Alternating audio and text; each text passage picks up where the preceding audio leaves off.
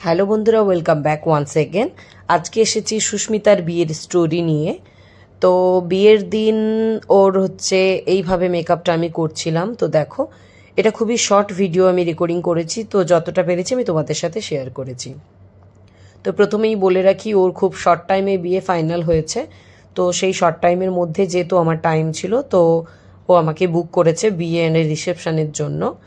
তো সকাল থেকে এতটাই টায়ার্ড ছিল যে মেকআপ করতে করতে ও যথারীতি ঘুমিয়ে গেছে।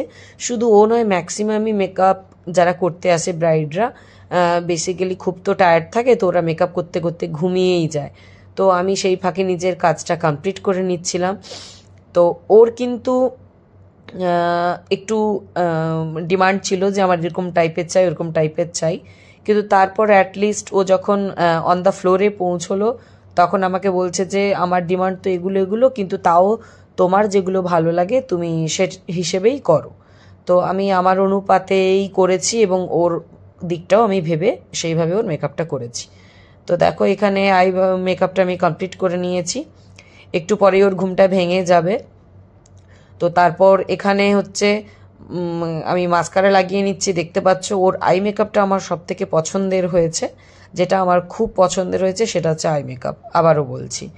অ্যান্ড আরেকটা ভালো কথা বলে রাখি যে ওর কমপ্লেকশন তো তোমরা দেখতেই পাচ্ছ, অনেকটা ডার্ক। তো আমার একটা টেনশনের ব্যাপার ছিল যে ওর স্কিনটা বেশি ফেয়ার যাতে না হয়ে যায়। এখানে যদিও বা ওর মেকআপ লুকটা ফেয়ার লাগছে, কারণ আমার লাইটিংয়ের পজিশনটা ঠিক ছিল না, ডাইরেক্ট ওর মুখে পড়ছে তাই ওকে ফর্সা লাগছে। বাট ওর মেকআপটা ওর স্কিন টোন ওয়াইজ একদম ঠিকঠাক ছিল। তো দেখো, কাজ করতে করতে কারেন্ট চলে গিয়েছিল, খুব প্রবলেমে পড়েছিলাম। তো তা সত্ত্বেও মোবাইলের ফ্ল্যাশ জ্বালিয়ে ওড়নাটা সেট করলাম এবং এইভাবে ওর হেয়ারটা করেছি। তো তোমরা অবশ্যই জানিও যে তোমাদের এই ডার্ক স্কিন টোনের এই ব্রাইডাল সুপার ট্র্যাডিশনাল মেকআপটা কেমন লাগলো। সো এইভাবে আমার পাশে থেকো, সাথে থেকো। Thank you, tata, and thanks for watching my videos.